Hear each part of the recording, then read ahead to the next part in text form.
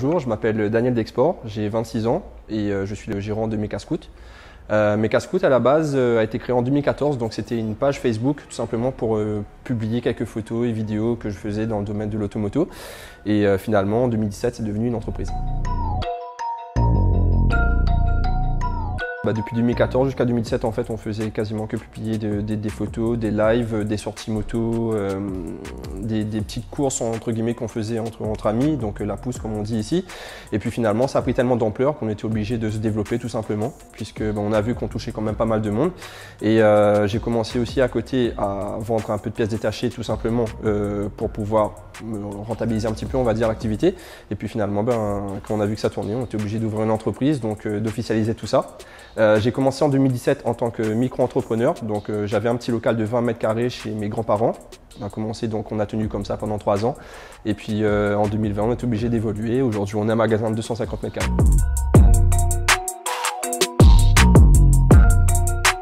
En fait, à la base, Mecha Scout, c'est venu d'une passion tout simplement, puisque on a commencé. Moi, j'ai commencé sur un scooter à mes 14 ans, donc je faisais un peu de mécanique avec mes potes, un peu comme tout le monde. On commence tous comme ça. Et puis, c'est devenu une vraie passion en fait avec le temps. On a un plaisir de démonter, remonter, d'acheter des pièces, de s'y connaître en fait dans le domaine.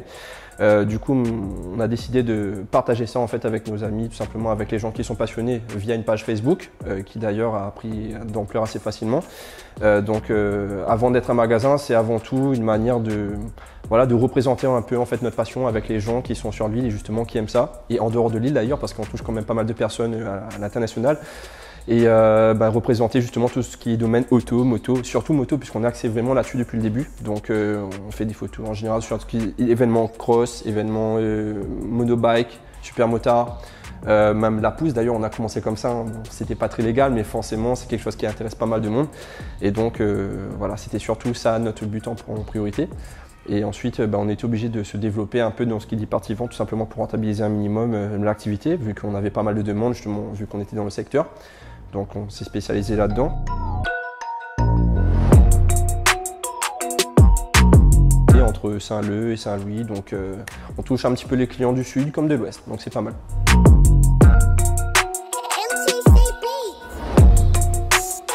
En fait, l'activité principale, c'est forcément la vente de pièces détachées de roues, donc pièces et accessoires. Dans le temps, on s'est développé un peu en faisant des réparations, donc on ne faisait pas forcément au début, mais finalement, on s'est mis à en faire tout simplement, puisqu'aujourd'hui, la vente et la réparation sont étroitement liées en fait.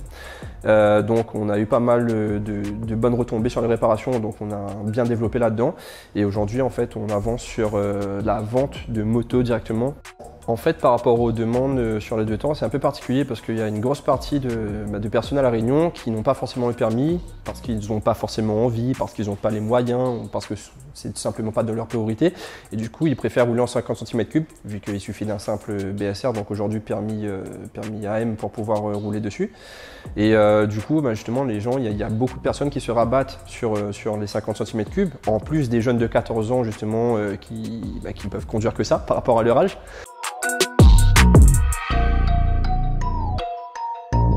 Je pense que c'est assez spécifique à La Réunion au niveau des modifications sur les deux temps, les 50 cm3, puisque en métropole, on va dire qu'il y a beaucoup plus de contrôles qui sont axés là-dessus, donc c'est beaucoup plus surveillé au niveau de tout ce qui dit même un simple débridage en fait. Là-bas, trouver une moto débridée, c'est déjà assez compliqué, alors n'en parlons pas pour une moto améliorée, tandis qu'ici, on va dire que par rapport au relief qu'il y a une certaine tolérance. Par rapport au relief justement, parce que tout simplement si aujourd'hui on a un scooter qui est bridé à 45 km/h sur le plat, dans la côte on se retrouve à le pousser en fait, donc c'est pas forcément le but c'est surtout pouvoir se déplacer librement et de manière pratique.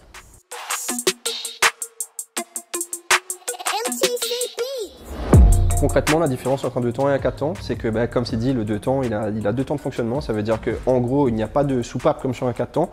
Donc il y a le piston qui descend dans le moteur, qui aspire les gaz. Le piston remonte, il y a de la compression, il y a une étincelle et puis les gaz repartent directement vers l'échappement.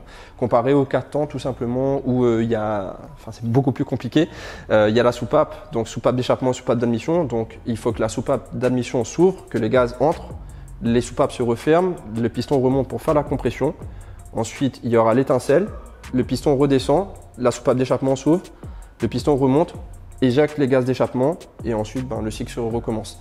Le deux temps est plus performant, pourquoi? Tout simplement parce qu'il y a beaucoup moins de friction et il y a beaucoup moins de force mécanique qui s'accumule dessus, donc forcément à cylindrée équivalente, le deux temps est 2 fois plus puissant.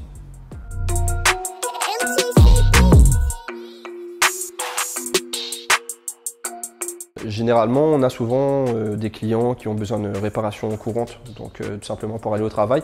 Et puis on a une autre partie de clients qui, eux, viennent vraiment parce qu'ils veulent faire quelques petites améliorations, hors voie publique, bien sûr, et qui cherchent justement à gagner pas forcément beaucoup en puissance, mais surtout en couple. Ça veut dire que, en fait, ils vont moins avoir besoin de tirer dans leur moteur, donc moins besoin d'accélérer pour pouvoir grimper des côtes, monter à deux, etc. Donc pas forcément pour un aspect puissance, mais surtout pour un aspect pratique. Donc ne pas avoir besoin d'être à fond partout pour pouvoir monter simplement à moitié d'accélérateur comme on dit. On peut très bien monter les côtes à 45, 50, la vitesse qu'on devrait faire sur le plat. Et à côté de ça, il y a aussi certains clients qui viennent parce que tout simplement eux c'est pur et simple, ils veulent une moto performante. Donc pour faire de la compétition, même si actuellement c'est un peu plus compliqué au niveau du domaine de moto parce que les circuits sont fermés, mais il y a toujours une partie de clients qui veulent justement améliorer, mais pas pour une utilisation routière, pour une utilisation hors route et gagner pas mal en puissance, à savoir qu'un scooter de temps en sortie d'usine on est à 3-4 chevaux et sur un moteur bien exploité, un moteur moyen, on va dire que les gens en général on est à 15 chevaux. Et pour un moteur vraiment poussé, on peut monter facilement à 30 chevaux, 35 chevaux. Là, il faut vraiment pas mal de modifications, pas mal d'investissements. Mais bon, malheureusement, aujourd'hui, quand on aime, quand on est passionné, il y en a qui ne regardent pas aux dépenses, même si c'est très important, mais il y en a qui sont prêts à investir beaucoup pour avoir des moteurs très performants.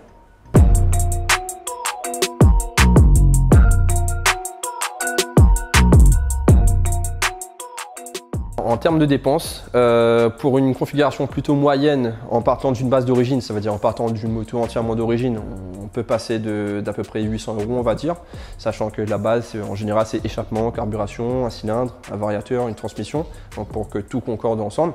Et sur certains véhicules, on va dire beaucoup plus performants, on peut arriver facilement à 6 000 à 8 000 € d'investissement dans un scooter qui de base coûte 2 000 à 3 000 €. Généralement, ceux qui investissent autant, ce sont vraiment des passionnés en fait. Ce sont vraiment des gens qui ils savent qu'ils dépensent beaucoup, que ça leur apporte pas forcément grand chose, mais pour leur plaisir personnel en fait, ils dépensent, ils mettent leur petite moto en forme exactement comme ils veulent, et puis ils sont satisfaits. Même si c'est une moto qu'ils vont regarder 3/4 du temps dans leur garage ou dans leur salon, et voilà, ils savent qu'il y a beaucoup de monnaie dans une petite moto, mais c'est surtout le côté passion qui prime en fait. Ils font ça parce qu'ils aiment ça, monter dessus, avoir vraiment la réactivité du deux temps. Donc c'est surtout ça. À savoir qu'un deux temps, ça peut accélérer très fort. Donc à titre de comparaison sur les runs, donc les runs ce sont des courses de départ arrêté sur 200 ou 400 mètres en général. Pour concurrencer un des meilleurs deux temps, il faudrait au minimum un 4 temps avec 1000 cm3, bien rabaissé, un turbo, etc. Ça accélère très fort. On est sur des accélérations 0 à 100 en 3 secondes à peu près. Sur 200 mètres, je crois que le record ici, ça doit être à peu près 160 km/h. Donc sur un petit scooter de 40 kg, c'est pas négligeable. Voilà, c'est vraiment un domaine qu'il faut aimer.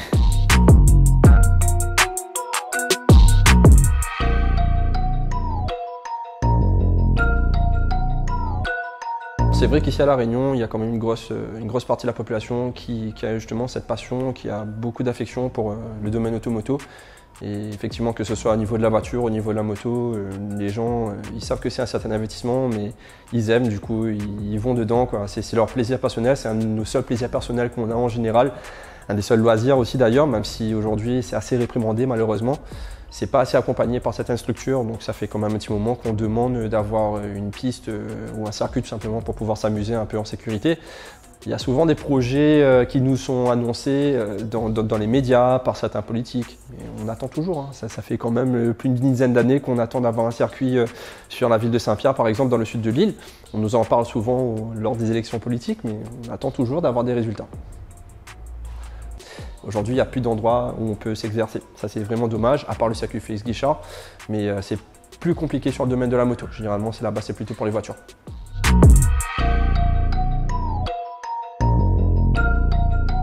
Ce qui nous est le plus demandé en général, en véhicule, ça sera surtout les Piaggio Zip, à air ou liquide, donc version normale ou version SP en refroidissement liquide. Piaggio Energy.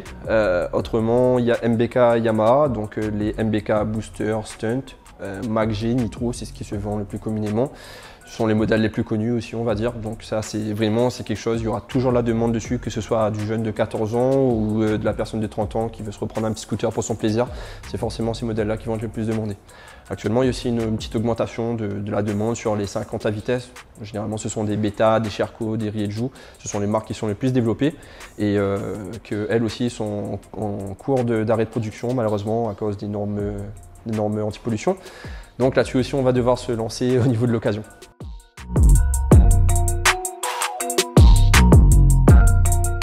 Donc on va continuer à se développer là-dedans, apporter des scooters, importer des 125 de temps, style Yamaha DT, etc.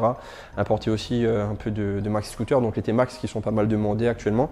On va continuer à fournir un peu ce marché de l'occasion là actuellement qui est à La Réunion, parce qu'il y a de moins en moins de motos qui sont disponibles, que ce soit du neuf ou d'occasion.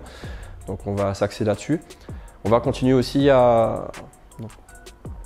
on va se relancer un peu aussi dans tout ce qui dit photo, vidéo, tout simplement sur les événements, puisque par rapport à ces dernières années, par rapport au confinement, au Covid et tout, il y a de moins en moins de compétition. Là, c'est voué à se relancer, donc c'est en cette année 2022, on espère. Et du coup, on va se relancer là-dedans avec notre ami JD Prod qui va s'occuper de faire nos photos et nos vidéos, donc qui est en train d'ailleurs de bien se lancer là-dedans.